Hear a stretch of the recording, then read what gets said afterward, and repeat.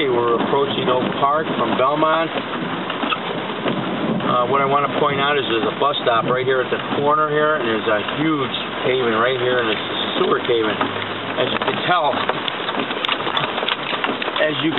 we hit that pothole just to show you how deep that was. That was in front of a bus stop. I mean, imagine you riding on, you just boarded the bus, and all of a sudden that bus takes off, because we know the bus drivers in the bus, they don't wait till everybody's seated.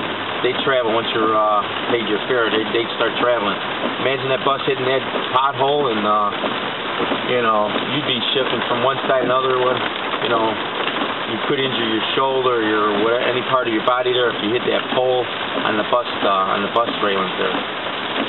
Okay, I'm approaching Barry, going southbound on Oak Park. Looks like the street has been repaved recently. The sewers look like they're taking water. That's a good thing. I'm against these restrictors that they have in the street, because that water needs to go down into the sewer and not up on the street. Because if these restrictors, let me pull over for a minute and talk about the restrictors here before I get to the next street. Alright, what these restrictors do is they stop the flow from going down the sewer, and therefore all the water stays on the street. If all the water stays on the street, and let's suppose you got a little curve, what's going to happen is that water is going to overflow that curve, travel going towards your house, up on the parkway, crosses over the sidewalk, and now this water is that deep. If it rains heavily, it goes onto your front of your property. Now, if this water gets deep enough, it will come through your windows, your doors, into your basement, and that's not good. But now, if these restrictors were out, this water would go down the sewer, travel down the clay pipe that's under there, the outlet pipe, go right into the main sewer, and down to the water reclamation. So I am against these restrictors. I believe they should be taken out. I mean, they spent millions and millions of dollars on these restrictors, putting them all in. But that's on a different subject. We might talk about that later on. But just to let you know that I am against these water restrictors on the street. They don't do no good in my opinion. Okay, we're going down the 2900 block of Oak Park. Again, this street has been repaved. There's a lot of branches, as you can tell, as we're going down the street here.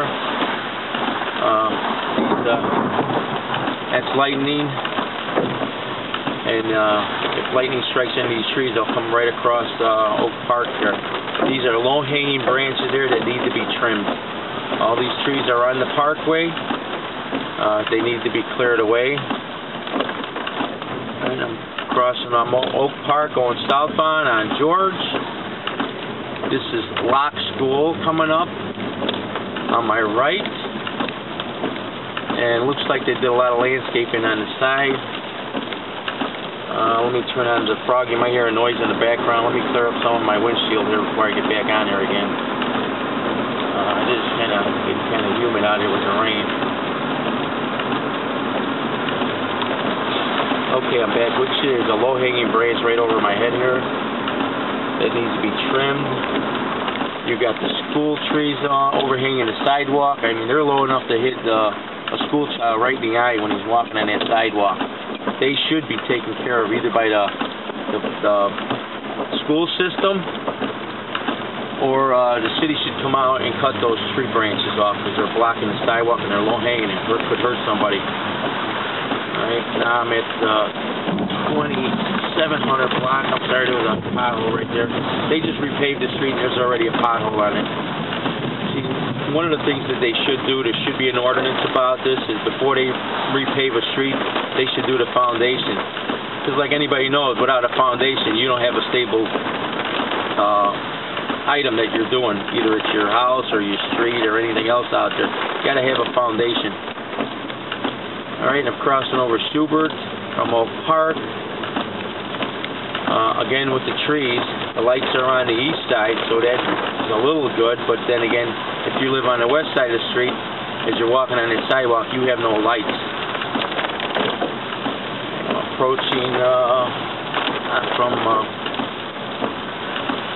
approaching Wrightwood, going southbound on Oak Park. You got a hydrant here with a spool on it, which is good because the main's deep enough, and the firemen don't have to, rinse their back. We don't want these firemen going on duty disability. That's a different story. We'll talk about that at a later date.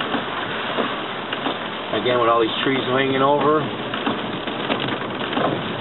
you got a sewer problem in the middle of the street here that was done. It's just north of Valkeld. Got landscaping in the corner.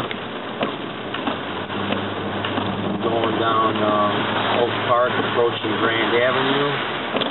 Seems to be clear enough here with the trees. Got low-hanging branches over the cars. That could scratch your roof of your car. Alright, I'll get back to you in the next video. I'm approaching Grand.